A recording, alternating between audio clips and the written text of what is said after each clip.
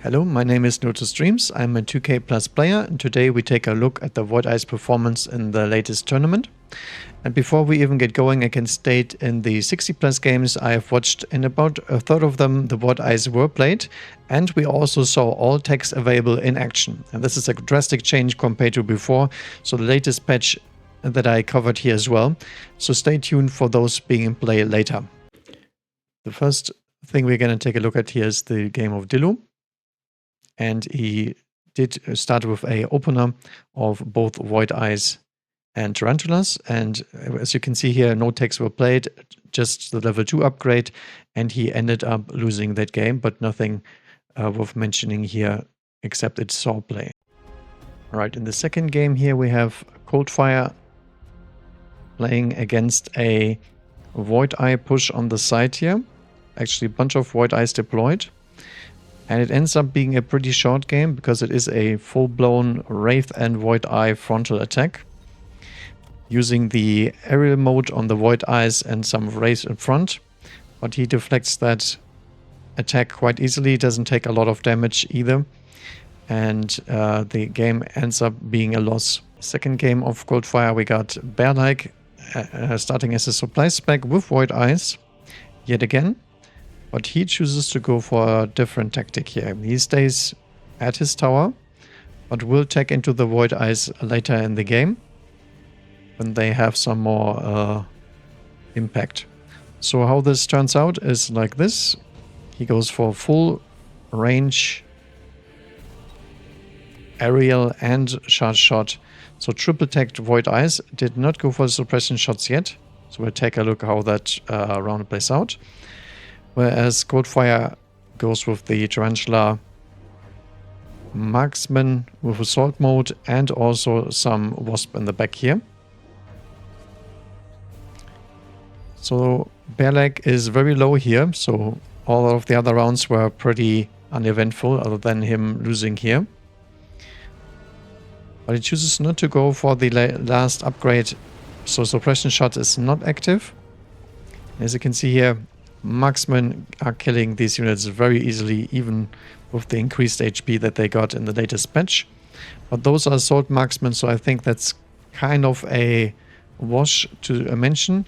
But I will say in the other games we will also see marksmen in general performing very well into Void Eyes because they don't change. Nothing changed about the HP totals and their matchup, so to speak. So this ends up being a loss for Bearlike on the Void Eyes. And right the game after, we actually do have another opener of Void Eyes for Rifroskender. And he does choose to go for the energy absorption tech, which didn't see any play last time we checked. But now they get an increased HP and whatnot just for free. So this is a little change that will switch the Void Eye more into some sort of a tank unit at the front lines. If it doesn't get bursted, it can regenerate health and is actually being used quite often here. I would say about 50% of the games we see this tech and no other tech other than that, since it will still make all the other techs 200 more expensive. So it's not actually for free, it just looks for free if you don't want to invest any more techs into the Void Eye in the first place. And if we check out the last turn, it looks very similar to the last game with the Assault Marksman and the Wraith being the superior options. And there were no more techs on the Void Eyes or anything worth mentioning here. And here in the fourth game we can actually see it in action. Also a opener with the Void Eyes, but this time energy absorption next to the Tarantulas at the front line. And see how that plays out. The idea behind this is there's a bunch of units in front here that the blue player needs to care about, and all of them are supported by some steel balls, some saber teeth, the tarantulas, so I have a different HP profile so they can't get bursted as easily. And in the end, this means that the Void Eyes are dealing some damage, but not really that much, but they will stay in front and be part of the front line instead of being a DPS unit, as they always have been so far.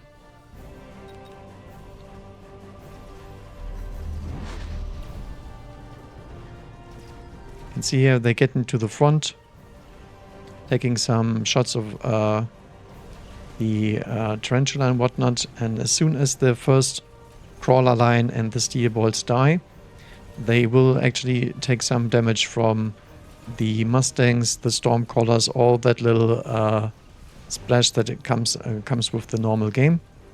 And that is where they can perform as a tank unit now with the new update just for free, essentially, which just is a stat boost overall, and that's sometimes all you need in a game like this. Then we have one more game here of Rooster, and he also has the absorbed attack early. Does have an opener with the Tarantula pack and the Void Eyes, and this will help him to survive the early game pretty much, but the Void Eyes do not take any carry role in this game either. It's just the normal tech, although he does not run any carry techs pretty much, just no range. He runs the aerial mode with the tanky package, which I have not seen in action yet, but will be visible later. So in the end, the Void Eyes do make it to the front line because they are outranged by the Tarantula. Do they have a huge impact? I wouldn't say so, but they are taking some shots and they only cost 100, so they're turning into a semi-dog unit, I would say, at this point. In the second game here, we also see Rooster playing those Void Eyes, this time from a drop, level 2 level 4 Void Eyes with Absorb, and now you can see they have actually quite a good amount of HP, 8,500, so they're quite durable against hounds and whatnot, units that can't really one-shot them easily, and they will get in front of the Tarantula here because they don't have the range. So they're actually doing quite a decent job surviving even the Assault Marksman shot there for one single round, because those have rapid fire, but I mean it's the main damage dealing unit, so I think it's a pretty good performance overall of a free unit with a free upgrade together in one single package. And in Rooster's last match in this tournament, because he had to go probably gonna to cast again on Mech 1. Great tournament, by the way, highly recommend you watching that too. He actually played against Void Eyes this time, and Void Eyes were tagged with both range and area mode, but not really levels or anything like that, just a little wasp version or weaker version of a Phoenix pretty much. And I think this is probably the state where they are least effective now, because the area mode is very expensive now. It got nerfed twice in both patches. And for good reason, because it enables you to make a big switch. However, the Void Eyes still don't have the range to compete with anything. And Rooster will answer this just with a few marksmen, no problem. Which also deals quite well with other targets here that they are supposed to synergize with, like the Wraith or Tarantulas and all that stuff. So they're doubling down in a role that gets shut down by the same unit, and that's always quite bad. And so the Dark Lord actually loses this game as well on Void Eyes. And going over to the EU side of the tournament, we saw a lot of Void Eye play as well, probably the most out of all the servers.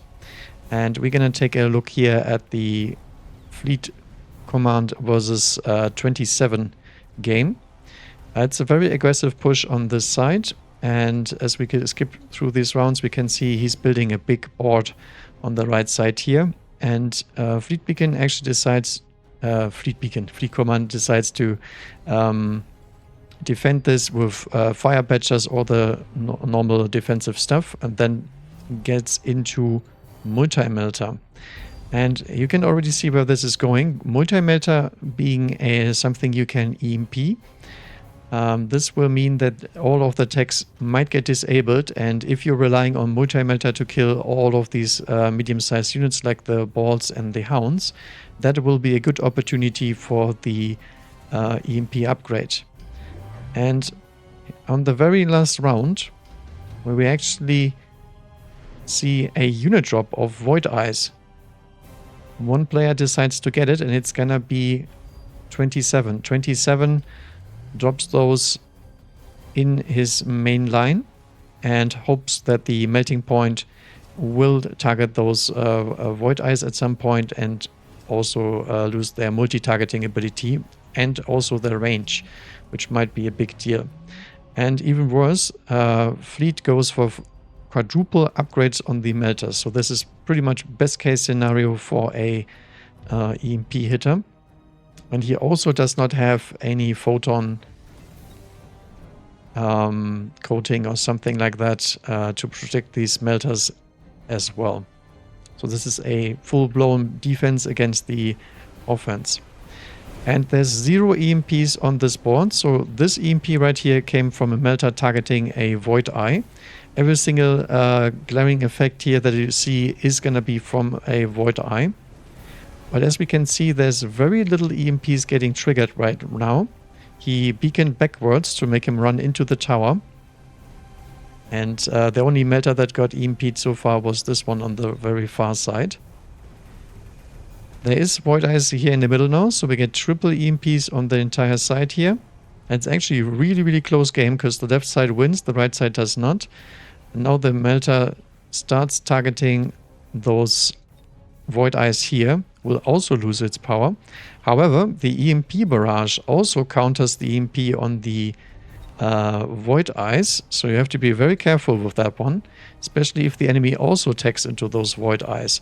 So the melter does actually target them and will disable them thanks to their own EMP devices, and he ends up winning the game here. So I really enjoyed that one. It was a good use case, a very close game, very well played by both sides, I would say. But in the end, the armor was not quite enough to carry out this game. Just due to the massive amount of upgrades on those melters in general, I would say. Wasn't much of an issue with the Void Eyes. We have to say though, the Void Eyes are very expensive, so could have won the game maybe with a different tech, and also could have been used by his opponent here to stop those fortresses from getting into his lines as quickly by slowing them down with the EMP effect. Also a possibility in this game. And then the very next game, Fleet actually decides to grab a Void Eye pack for himself and will play those Void Eyes to their fullest tech level just as again. Another banger right after the last one. So we skip a little bit around. He does go for the Absorb tech as well, just like we saw in many other games before. And I haven't covered all of them because it was always the same and they are pretty much always losing or not having a big impact. So Fleet Command in this case will take the double drop and does not pay the unit cost of deploying them himself. And he's playing against a one-sided push yet again. It goes pretty decently for the first few rounds, but there we have advanced targeting systems. So one of the problems that the Void Eyes have is the range. And you can see here Gasbauer did quit picking that because he probably thought it was too expensive on round 4, which is probably right. But Fleet said he is not under enough pressure and actually chose to go with that one. And now on round 4 he deployed a lot of new Void Eyes here in the back, all of them pretty much leveled, so they're all performing quite nice against the blue sledges, which deal a lot of damage to them with 1.2k, but they are tanky enough with the energy absorption to take a few pot shots at them, and they will actually take a bunch of HP off those sledges, and if anything finishes them off, they will get the XP that they need to get stronger. So now we see range also being teched on round 5, and this is where they actually survive a missile strike, which is also a change because the energy absorption will prevent them from dying here as they did in the last patch. As you can see here, the game is pretty even at this state, I would say, and the Void Eyes are pulling their weight for sure in this round. Skipping forward another round, we also do have charge shot on the Void Eyes now. And there's 6 of them and aerial tech. So we have full-blown techs on the Void Eyes against the other side of Sledgehammer Wall with some Wraith support in front. And we also do have the supply enhancement ticking away, so keep this in mind. He's getting a lot of money here. Both of them have a bunch of money, and Elite Spec obviously is going to feed a lot of XP here in the later stages of the game, but is also favored because they have a lot of units that they can deploy essentially for free at a higher level in the late game. So we keep skipping through this one as well. So you can see here, Void Eyes not that good against the Chuff units, so they're getting picked off here because the Chuff clear is not quite there and they can't connect to the Sledgehammer frontline, which does have Mech Rage and clears Chuff way quicker in combination with the Wraith. Then another big one happens. There's gonna be nukes dropped, but in the end we see Fleet Command barely survived so far. Makes it by the skin of his teeth to round 8. And Gasbauer looks to be in a very good position overall. This nuke right here does not get shielded because it's in no man's land and his shields are a little bit too far back. He probably thought it was going to land here on the right on the oil where most of the units would get stuck. But instead he does actually fire it on the right side and wins the right side with those Void Eyes getting to the tower rather quickly because they have 11 speed thanks to their air upgrade here, increasing their speed by 3. And that means a good round win for Fleet at this point. Right after we get a bunch of Stormcallers with the Mustangs, but the main thing is the Void Eyes keep on leveling here, and leveled Void Eyes do very well against Wraith at some point because they might be able to one-shot the Wraith before the Wraith can punch back. Since they do outrange the Wraith by a good amount right now, the Wraith needs to have a bunch of movement speed to get in range, and this usually would be a counter matchup for them. We also do have a bunch of Aerial spec Mustangs supposed to counter this Void Eye army. However, thanks to the energy absorption tech, they will actually not die as quickly because there's a lot of sledgehammers in the front that they can leech from and stay alive. They will lose a bunch of HP after they start targeting the Mustangs because they can't lifesteal more than they deal damage, but it's still a huge round in terms of damage. And at the very end, Gasbauer goes for the Missile Interceptor on the Mustang, trying to counteract this fire getting dropped because he thinks the solution to this big air blob is gonna be the Mustangs. Which makes sense, Mustang Sledgehammer being a pretty good combo, and the marksmen simply do not have the amount of units on the board here to deal with those Void Eyes in total. However, there's still shielded fangs on Fleet's side. He also drops a few more arc lights in the back here with elite recruitment because he realized that the Chaff clearing issue was probably the biggest one, and everything else he can deal pretty well with, considering the Void Eyes performance so far.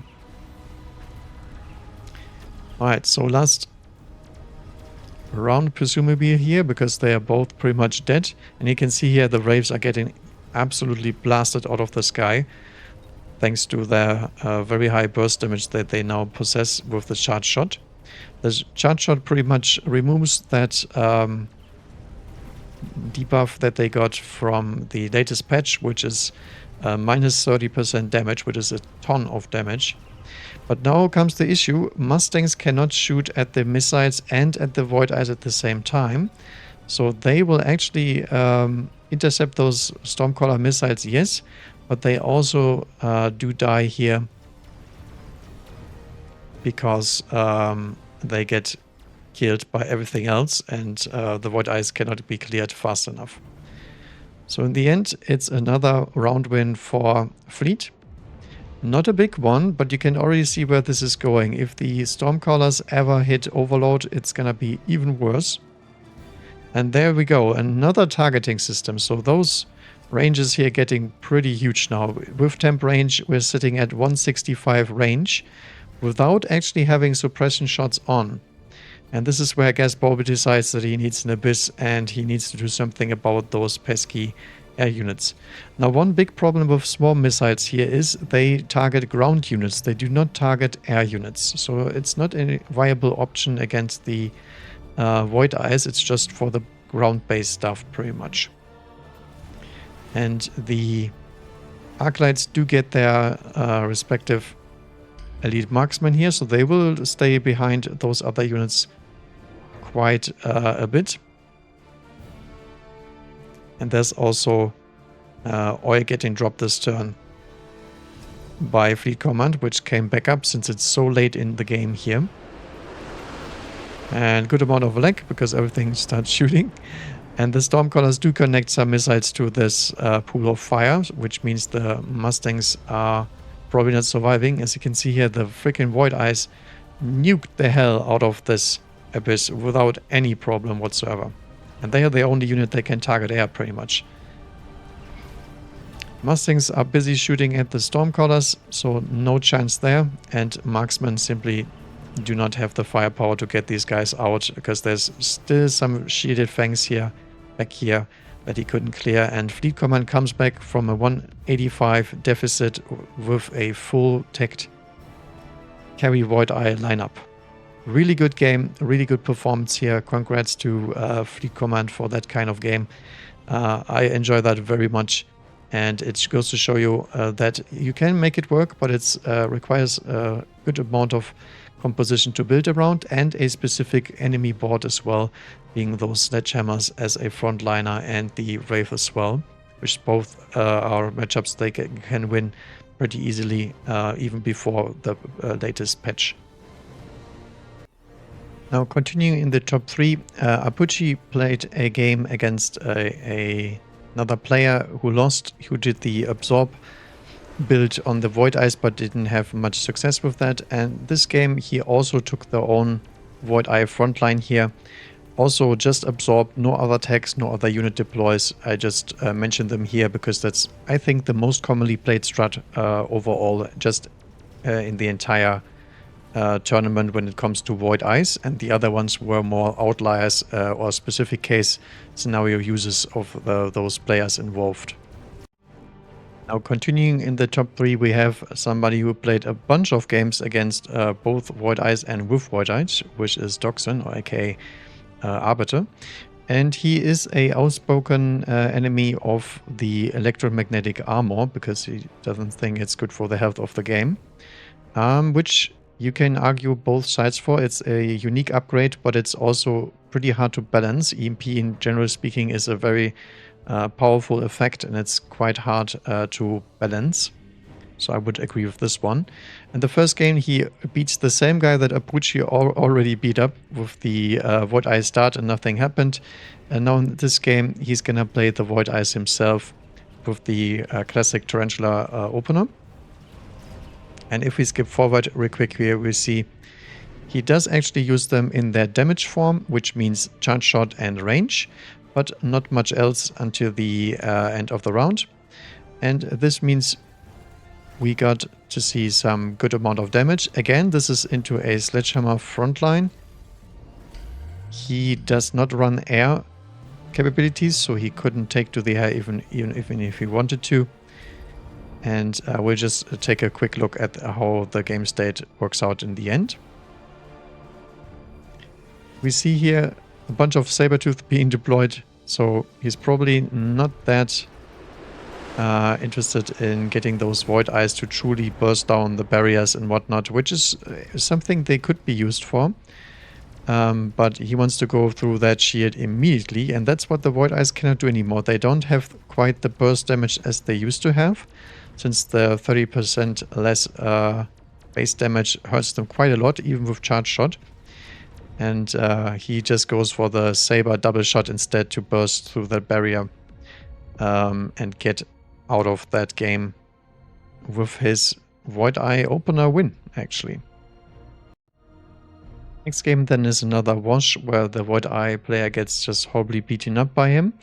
But the next game, where there were no Void Eye openers or anything whatsoever, there comes a unit drop on round 7, which includes a bunch of Void Eyes. And as we saw earlier, this is usually the time where the EMP upgrade actually gets good, and where the unit drops become less heavy of an impact as they were before. So we see Mars Void Eye EMEC armor being deployed here, coming into a board of splashing spiders, some melting points, and now newly added some worms. So pretty much only here to drag those spiders a little bit closer and not being able to range those Mustangs. So the Mustangs can try to outcarry the spider play in general. So again, no EMP sources out of sight of that. So we can see here mass EMPs on the chaff clearing front line right away. Very short-lived. Just 5, and even the worm gets EMP'd, which means it reduces the armor effect and also removes the health. So I would say probably the strongest use out of those EMPs I've seen yet, and enables the Mustang to carry against those units, and also keeps the Vulcans alive against the meta range that they usually should have. And that's the point where Therion gets wrecked pretty hard. Now on the following rounds, we just see rinse and repeat. It's very hard to counter this. You can actually counter this by deploying your own Void Eyes with EMEC right in front. So you can try and disable his EMEC effect. You could also try to go for what Therion thinks. He's thinking about photon emission instead. Now the problem with photon emission is that you only have 20 seconds of that effect being a thing. So let's see how the game plays out without the EMEC armor being a thing here.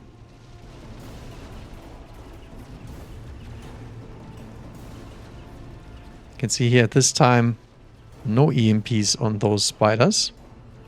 The outside spiders weren't much a problem last time anyway, and this is where the thing runs out. 20 seconds of anti-EMP effect, and then we just die straight away. There's still one freaking Void Eye annoying the heck out of all of these units. I mean, the Overlord doesn't care because he doesn't have a proper upgrade. But you can see here, it does work, but it's very risky, and if there's some Void Eyes in the back here getting delayed, they will still do the job against those compositions. So let's skip right to the end. Mustangs keep on scaling, which they probably wouldn't have without the Tarantulas getting shut down by that EMEC effect earlier. So if nothing, he already delayed all of the stuff. And now we also see some steel ball action and everything. He goes for a full frontal assault into Arbiter's backline here.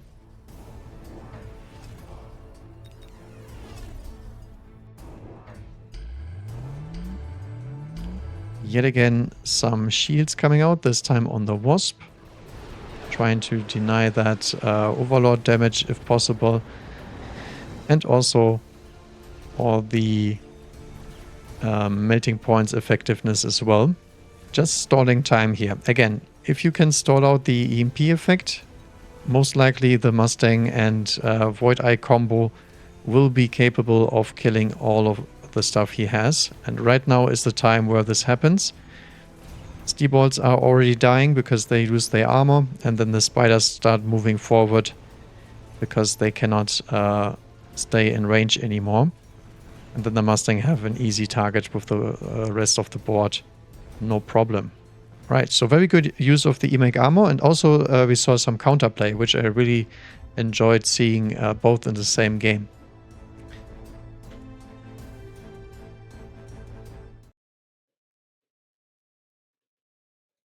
Now, the very next game we also see the same play again. Bunch of Void Eyes in the front. No upgrades other than this one. And a aggressive push on the other side with a bunch of Sabertooth range and Hound range and whatnot. All upgrades you might want to deny. and also a bunch of splash damage random in between. Now a Stormcaller has almost 1600 base damage, so it's gonna kill that Void Eye still, but against everything else I think it's rather useful. And we see here the Sabertooth immediately gets EMP'd and moves forward a little bit because it targeted those, and also the dogs will move forward here as well because they will splash onto the Void Eyes if they want it or not. That's basically their main deal. So in this game, I don't think it was a huge impact. It moved a few units more to the front line. And then those late Void Eyes here are something I'm a fan of, because that means those Vulcans, the Sabertooth and all that stuff, will not win the late game, which is where the Void Eyes don't need to be as tanky and where they can do their job EMPing even when they are pretty much bare bones basic. Alright, so that's the last game of EU right here. Good use of EMP effects here, and just overall in combination with the Mustangs pretty much, where the Mustangs need somebody to help them out against the big chaff clearing guys and other Mustangs and all that stuff that would kill them rather efficiently in the game most of the time. Now finally getting to the Americas server, we do get to see AWM playing against Jacked, playing against a Void Eye Aerial charge shot combo, but no range at all, which sounds rather difficult to fight, because that's where they get absolutely wrecked by Wraith. And since this is a headbutt situation, it's actually even worse. That's why I'm not a big proponent of clicking charge shot anytime you actually don't have the range. And with 90 range, they will get killed by overlords, by Wraiths, pretty much everything in the air that wants to click range either beats them without or beats them with range overall. And that's the big downside of this unit being in aerial mode. You have to invest a lot of techs into them to actually make them work. And if you don't think that like this happens, they just get splashed on by the Wraith, and they cannot stay alive long enough to actually deal some significant DPS in this game. And that's also where Jacked loses the game. Now, Void Eye play rate in the Americas server is pretty low in general. Just 4 games that I found in the top 4. But we'll take a look at them and see if they differentiate from the other games that we saw earlier in general. Well, the second game I want to highlight here is Thonix being on the Void Eye side down here, defending against a push or a headbutt, however you will call it, with a Fire Badger on the other side, dealing with those Void Eyes with the energy absorption tech again, which I think is another one of those matchups where this is a very high fire rate unit, but it doesn't deal a lot of burst, and where the Void Eyes can leech a lot of HP back from the unit. So we will play the round and see how it turns out. And overall, this was a pretty close game, I would say. Now, the downside of those Void Eyes being that low in range is they will get splashed by something like the Overlords rather quickly. And they will fall to that kind of damage in no time. Even with the increased HP, they're still a squishy unit. They will also still die to things like a Raiden, for example. All those mid-sized unit clearers will kill them very efficiently. And we'll just take a look at this specific use case. Because in the early game, the Void Eyes did okay against the Fire Badgers, just stalling them out. But in the later stages of the game, EMAC armor was not clicked here, even though it might have made sense to do so. They are just here to buffer, and as you can see here, they are not buffering too much. They are dying just as fast as the rest of the units go. And so this might be an early game strategy to eke out some more HP, but to make them truly work on a big front line, you need multiple units to do the job. It can't be the Void Eyes by themselves with the life leeching. That doesn't work out quite as well, I don't think. Maybe in a different patch, but not with the current state. Last but not least, we do have another matchup here with both the EMP and also the energy absorption, so a combination of those tactics. It's Mega Space Hero down here with the Mustang comp versus the boat with Photon Push. So again, we see the same reaction from the boats trying to deny the EMP effect overall. And since all of these Void Eyes are at the same spot, they will die in one wave, and there's no delay here trying to get some later EMP effects in here. So overall, this is just a minus play for the player here. Although I will say if the enemy is going for Photon, he probably pays more on the Overlord than you do on your main tech. So you can eke out an advantage here, but it's more of a one-turn play and not necessarily one of those big things you can do later on in the game and get away with scaling in any sense of the word. So especially against those Overlord comps, they already have the goods, so to speak. They already have the tech to make this work and deny you the EMP effect in general. So in the end, what's the overall verdict here? I think the Void Eyes are in a much better spot than they used to be. Their play rate is way higher. The strategies played are more diverse, which means the upgrade in general is better balanced overall. And the idea here behind those being played is we want to see more of this. I think the EMP armor is powerful, but it did not seem broken yet. But I think it's one of those slow burner upgrades. I don't think the community has found the broken applications yet, but it's something we need to think about going forward. And I will also try to keep an eye out of those strategies when we move forward. All right, the next tournament we'll see. I will have a look at the Void Eyes. If something changes, I will notify you. If you want to do get the information out, please subscribe and follow me on Twitch.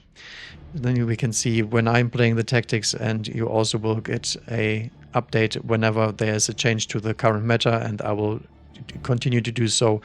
We're looking at the tournaments in general and see how things perform.